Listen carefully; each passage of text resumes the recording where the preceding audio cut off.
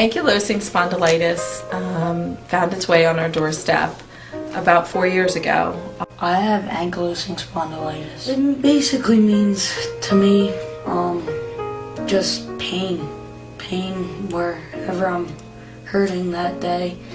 It could be my hands, it could be my hips, it could be my feet, ankles, wherever. Any joint, really.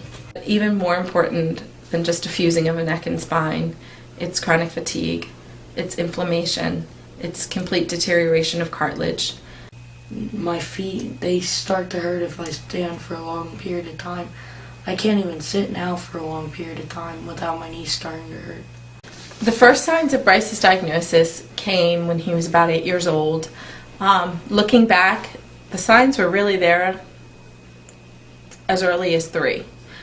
He was always more tired than most, just very fatigued, lethargic at times. Before I was diagnosed, I was crawling around. I couldn't walk at all. I had to crawl up the staircase because we didn't know what was up with me. And I couldn't put any pressure on my feet or my ankles. It just hurt so much. The first 6 months of diagnosis were probably the most difficult 6 months of being a mother. It was very difficult to get an accurate diagnosis, and it was very difficult to watch my son go from playing football to basically requiring a wheelchair just to go Christmas store shopping. He could only crawl around the house for the first several years. In the mornings he couldn't do stairs.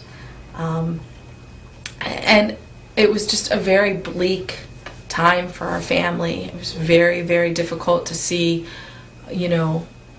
and to watch our son become so debilitated. We just tried to motivate him and say, everything's going to be all right, and this is what you're going to have to do, and it's just going to be part of your life. 4 years ago when he was diagnosed, we became very passionate about finding out what was wrong, where to turn to. We were able to get to DuPont Hospital, which made the correct diagnosis. Once we got there and began the treatment plan, we could enter into a different phase of the disease, which was prevention. When Dr. Rose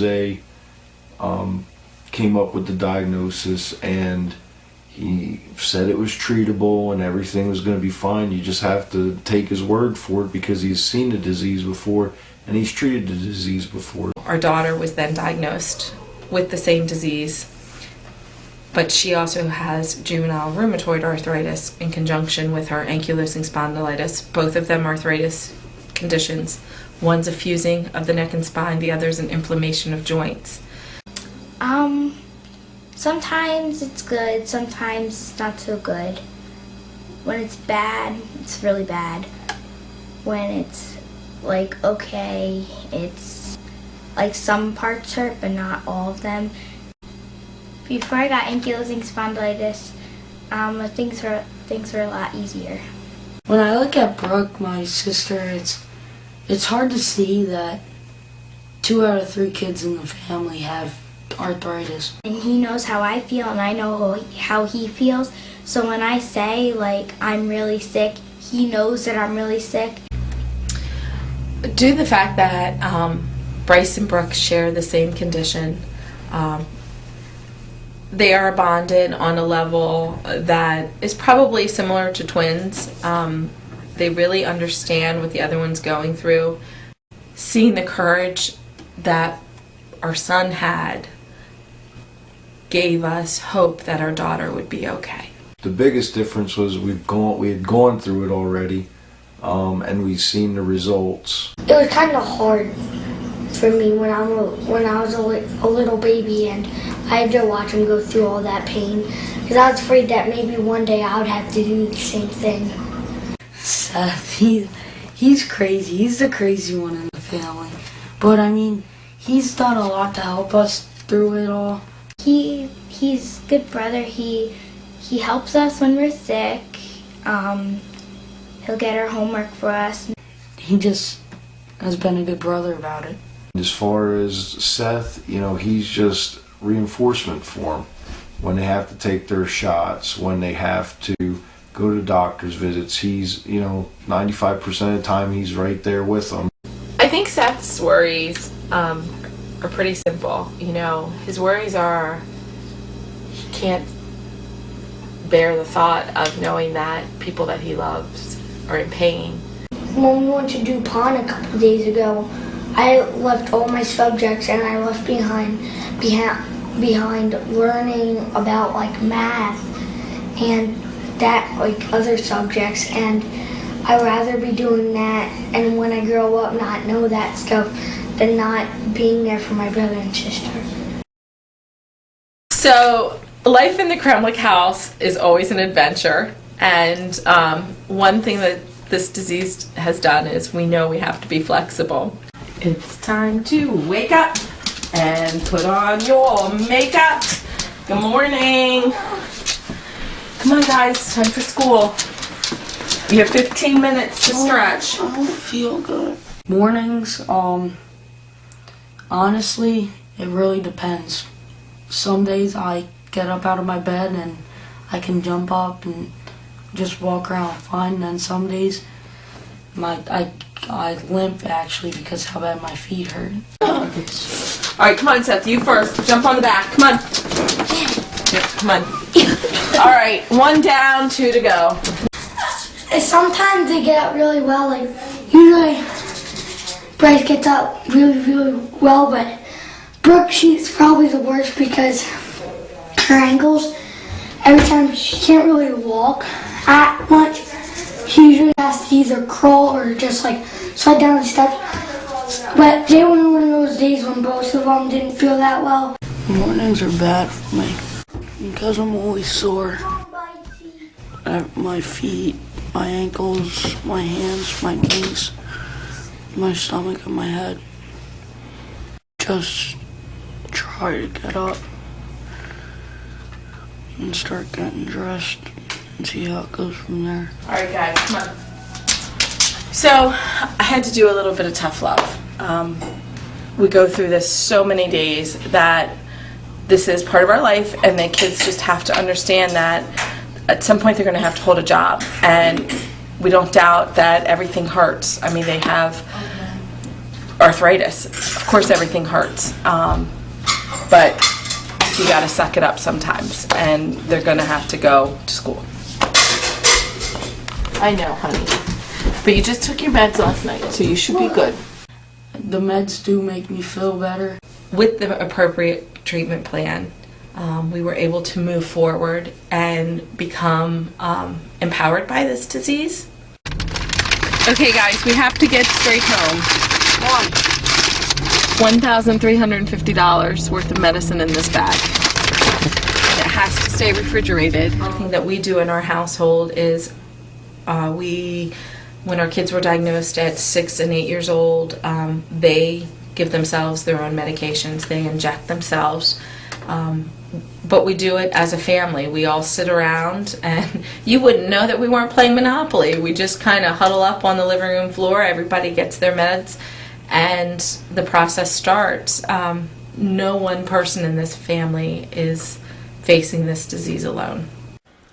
Well, we're just getting ready to take our shots.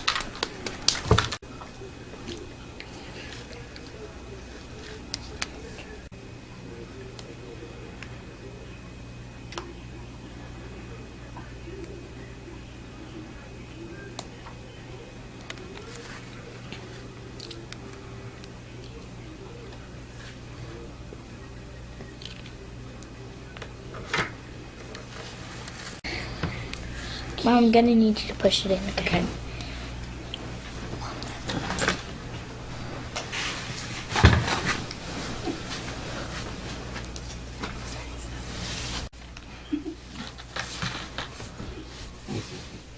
Shots hurt sometimes, but I still need to take them so I don't get sick. Good job, sweetheart. Good job, Brooke. Any swelling or bleeding today? Nope, just bump. Just the bump. Yep. Good job. Good job, Brooke. If it wasn't for this medicine, I would be crawling right now. I would be not doing anything I am. I mean, now I'm playing sports like lacrosse and football for my school, so without my sister's doing gymnastics. Okay, so we've done it. We've conquered another DuPont visit. When we got here it was light, bright and sunny, and now it's dark and raining. 4.5 hours later, we're going to be on our way. Should get home about 6:30, 7 o'clock tonight. All tests are done until Friday when we get a little bit more blood work, and hopefully we'll be good to go for the next couple of months. Coming here is now part of what we do. The staff here, his extended family, they're always amazed at how much the kids have grown and how well their treatment's working for them. But as a mom, it's the things that they're missing. Bryce placed 3rd place in the science fair, and he won't be at school today to get that award. He won't be in the class picture for that award either because he's getting his treatment plan done. These are the things that kind of weigh down on a mom. Emotionally, I think it's just draining on them as well as the rest of the family because of, they know that there's something wrong with them and they have no control over, and it brings them down, but they just have to learn how to deal with it and just keep going. I hate just the fact that I can't a lot of the times just go outside and be with my friends and hang out with my friends because I'm always sick or I'm so sore that day that I just can't do anything. Well, I've tried to keep a positive attitude towards it because basically if you put a downer on it, it's going to come back to get you sometime. So I just try to stay positive about it all. Bryce's attitude with the disease when he was initially diagnosed just inspired me and made me want to just go forward and do whatever I can. He has been such a role model, especially once his sister was diagnosed. The dignity and grace that he has shown throughout this whole ordeal gave her the strength to know that at 6 years old she could treat herself and manage her own condition because of his example. I can't help having arthritis because it's just part of my life. I feel like I'm mentally stronger, big time. Well, I just try to ignore it when it starts to hurt. I mean, I've done a lot of things where blocking out the pain was a big deal. I think this has made both my parents actually stronger because going through everything they did, and I just do. I mean, there's really no other way to put it, but I really do. They've just shown me just, like I've said, keep a positive attitude because every day my dad tries to come home with a positive attitude. I mean, he doesn't try. He gets home with a positive attitude, tries to keep that throughout the day. And that's basic, and so does my mom, but that's basically just taught me to stay positive about everything. My husband has been so incredibly valiant in his effort to continue the treatment plans. When you have 2 chronically ill kids, the financial burden on the family is just extraordinary. And just by his example of working 1,000 hours overtime a week, our kids have an example right in front of them of someone who is just doing what it takes to get the job done.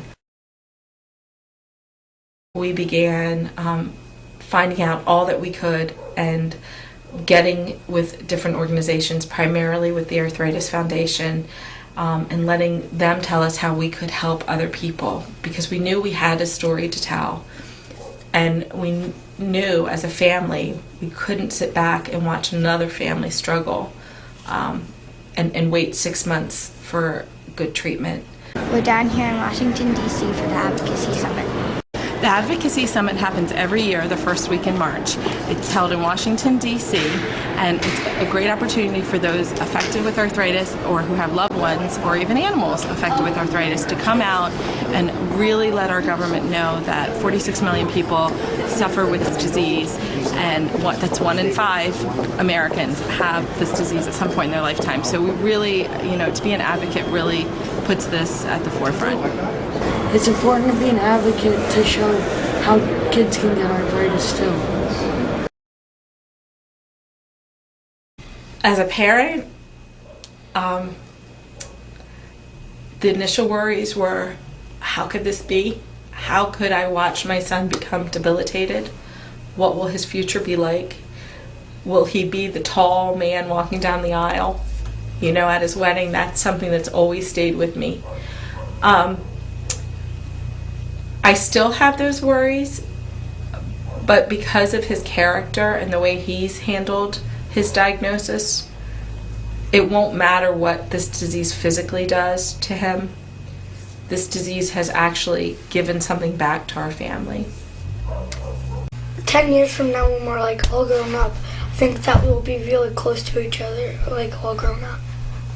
I think that because since I know what it's like to go through, because I've been there every step of the way. Since I see how they have to inject and do all that, and sometimes I just think to myself that we're going to be really close together when we grow up 10 years from now.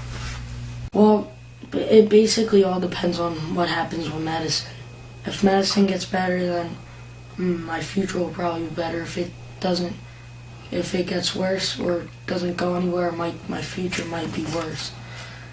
I might be back where I was 3 years ago. I wish that we could get a cure for the disease, the arthritis, so that everyone that has it doesn't have to go through it and one day not have arthritis. If I could wish for anything with the disease state, I wish they would find something that could rid them of it. I know that's not going to happen. So something that is a little more realistic is that they're where they're at now, where they're functioning young adults by that time, and that they can continue on with taking their medication, receiving their medication, and just living a normal life. I mean, we just don't know what research is going to bring us, but it's gotten us from point A to point B, so hopefully, point C is a brighter and an easier path. 10 years from now, our hope is that there'll be an Arthritis Act will be passed, and their disease will be in a remission state, and they will then finish the circle in giving back, and especially Seth. He has just learned so much and given back so much to a disease that really cheated him a little bit out of his childhood experience. So without a doubt, I think that they will be active citizens. They will be very involved with the next generation and the older generation facing this. And Don and I will be somewhere in Jamaica, because we will have survived.